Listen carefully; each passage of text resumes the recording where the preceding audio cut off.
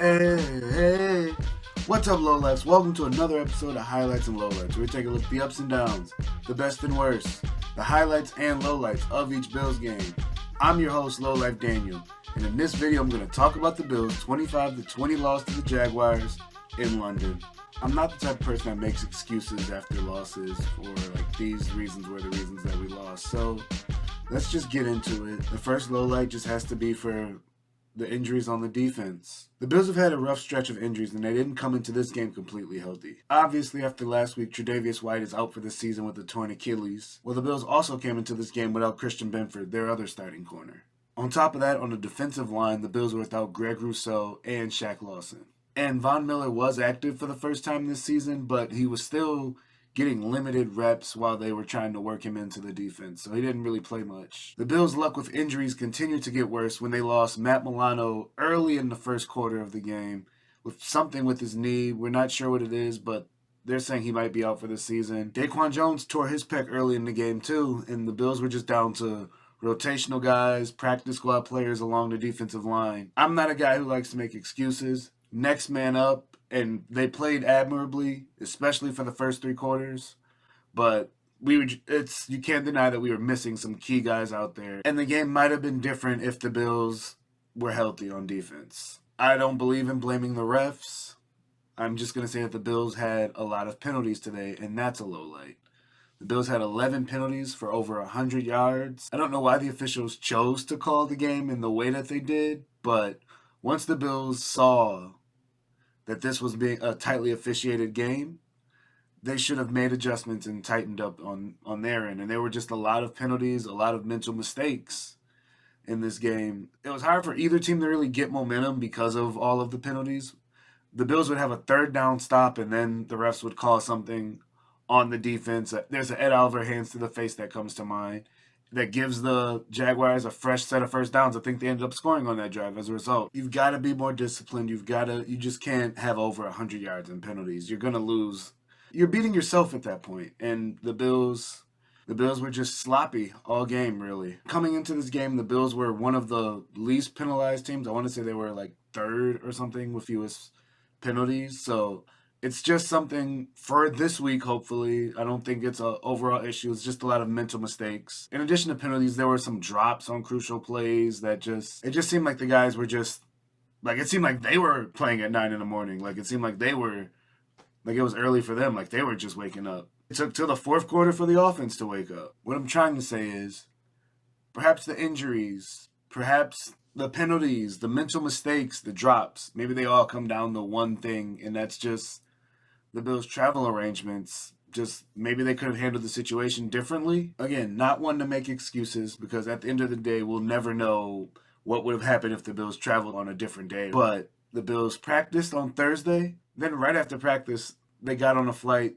to London and got there Thursday night, Friday morning. Maybe there would have been benefits to doing it a little bit earlier in the week. The Jaguars played a game in London last week, and we were the home team, apparently. The Jaguars were in London for a full week. They clearly were able to get acclimated, get accustomed to the time change, but the Bills are only there for 2 days.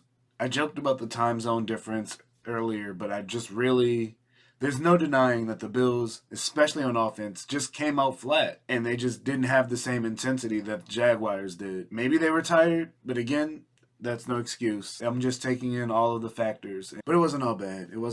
Let me give out a couple highlights. With all of these injuries on defense, it gave a lot of people an opportunity to step up. These people had an opportunity, and they made the most of it. They stepped up, and they're getting highlighted. AJ Epinesa just had an amazing game. He felt his impact all throughout the game, and you felt when he wasn't on the field. AJ Epinesa finished the game with 2 sacks. He was constantly if he couldn't get to the quarterback, he'd keep his hands up and knock the ball down. He had 3 pass breakups. He's tied for second in the NFL with batted balls. He has 7, and I think the league leader is 8. Levi Wallace, by the way, which is crazy. Shout out Levi Wallace. We really could use a corner right now. But AJ Epinesa had a huge forced fumble recovery in the red zone when the Jaguars were looking like they were going to score. AJ Epinesa made a play and kept the Bills in this game. Another highlight on the defensive side has to go to Terrell Bernard.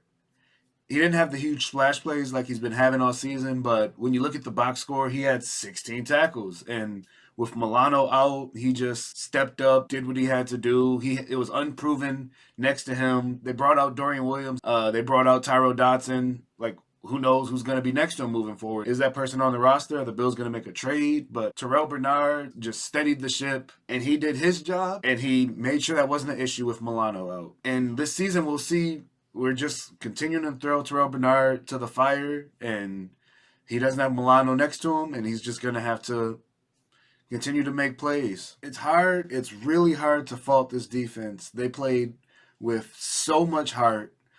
It truly was next man up, and for 3 quarters, they held the Jaguars to 11 points, and you can't ask for much more than that, especially with what we're supposed to have on offense.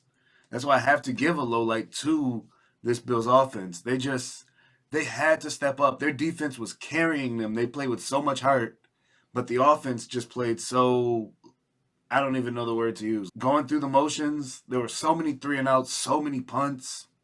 They just could not get going on offense until they had to. But by then it was too late. They were down 11-0 in the first quarter. They scored a touchdown to make it 11-7 going into the half, and it just felt like we were in great position right there. Like, we're only down 4 with everything going on, with all the injuries on the defense, and we get the ball to start off in the second half. But even then, they still came out flat again, didn't do anything, and the defense held. The defense held, like, they held them scoreless for the second and third quarter.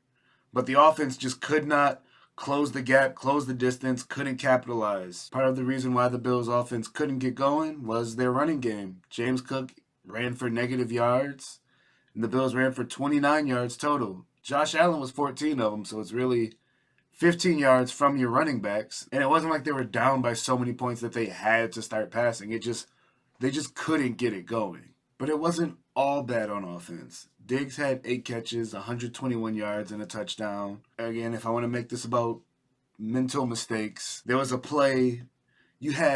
Josh Allen had Stephon Diggs one-on-one.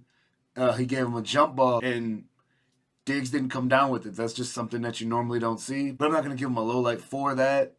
It wasn't indicative of his whole performance on the day, but it's more indicative of just like those little 50-50 things like that just weren't going the Bills' way. Gabe Davis had 100 yards. He had 6 catches, a couple catches on big plays to give Bills first downs or just get chunk yardage down the field. A good day by Davis, but again, he had a drop or two there, so it's just mental mistakes. All of the good that we had, there was still bad in there. It just seemed like there was good and bad. Josh Allen threw 2 touchdowns. He threw for over 350 yards. But it just kind of seemed like too little too late. 243 of those yards were in the second half, and he also threw an interception. I just wish the Bills were playing like this the whole game. The Bills' defense really put them in position to score, and they didn't capitalize soon enough.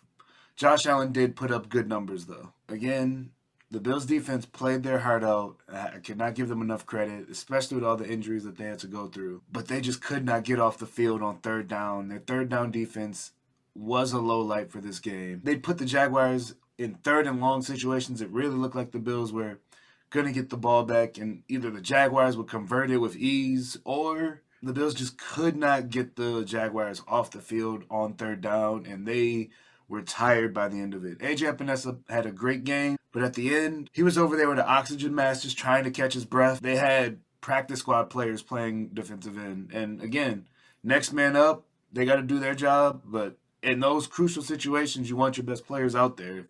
And the Bills just could not get off the field, and they looked tired. And the levee broke at the end of the game. It was bend, don't break until that fourth quarter. And the Bills couldn't contain the Jaguars anymore. They didn't allow any points in the second and third quarter, but they allowed 14 points in the fourth. And a lot of it is on the shoulders of Kaiir Elam. Like, he really didn't look good out there. He obviously gets a low light. I can admit when I was wrong. Now we see why he's been inactive all season. But the Bills had him out there with Calvin Ridley, who is an amazing receiver, great route runner, and he was just cooking Kyer Elam. The Bills played a lot of man, and Kyer Elam is a man corner, so he had that responsibility, and it just really seemed like the Jaguars were targeting him every time they needed to make a play. Obviously, going forward, the Bills need the most out of Kyer Elam. They have no other choice. Tre'Davious is out for the year. Who knows how long Christian Benford will be sidelined. Kyer Elam was our cornerback one in this game. Him and Dane Jackson were out there starting. Dane Jackson, he is what he is. He's always there with his guy, but the guy still makes the catch every time. It is what it is. You know what you're getting with Dane Jackson. Kyer Elam got cooked. It was a big opportunity for him to step up, and we just need better from him the rest of the season. Sean McDermott pulled Kyer Elam in the fourth quarter, benched him for a practice squad corner, and in crucial minutes at the end of the game, Kyer Elam was on the bench. It's not a good sign. Not a great game. Let's just hope he can shake it off, because it's a long season ahead of us. Again, not a great showing, but I'm going to try and end on a highlight, and I've done this the last couple of weeks, but Bills Mafia once again took over. They were in London. There were videos all week. Of Bills Mafia just all over London. Bills fans just everywhere leading up to the game, just in London all week. It was great to see. The commentators spoke on it, just how well we traveled. When the schedule came out and there was a game in London, it looked like a great opportunity for Bills fans to experience London, so I'm glad that they did. It's a great bucket list trip that a lot of people got to do. I wish it could have gone differently for you guys that traveled all that way. And I wish I didn't have to wake up early to see this, but it is what it is. That's football for you. It's week to week. Last week we were on top of the world after beating the Dolphins. And I said, don't crown us yet. We have our emotional Super Bowl, which is us beating the Chiefs. Right now it's us beating the Dolphins. And then right after that we came out flat. I warned us about this happening, actually. But it's a long season. You got to shake it off, go to the next game, and just keep stacking positive reps, keep stacking wins, keep stacking good plays and good performances. You can't let your foot off the gas, and we're back at it. A real home game, not in London, but a real home game, Sunday night against the Giants. I'm not going to say that should be a W. We're decimated on defense with injuries, but the Giants aren't looking great. This is a chance for us to kind of get our feet back and, again, move forward. Ultimate goal, playoffs, Super Bowl. Who knows? Maybe some of these people can make a push late in the season, December, January, and join the team again in the playoffs. Like, who knows? The Bills just have to do their part and just keep winning and keep playing who's in front of them. And next man up. People got to make the most of these opportunities. And hopefully I've made the most out of this opportunity to just kick it with you guys and talk football, make sense of this loss, and look forward to the next game. It is a long season, and regardless of who they roll out there, I'll be here. We'll be here every week. As always, do the YouTube things. I don't always preach that, but like, comment, share, subscribe. It helps. It really does. And as always, stay low.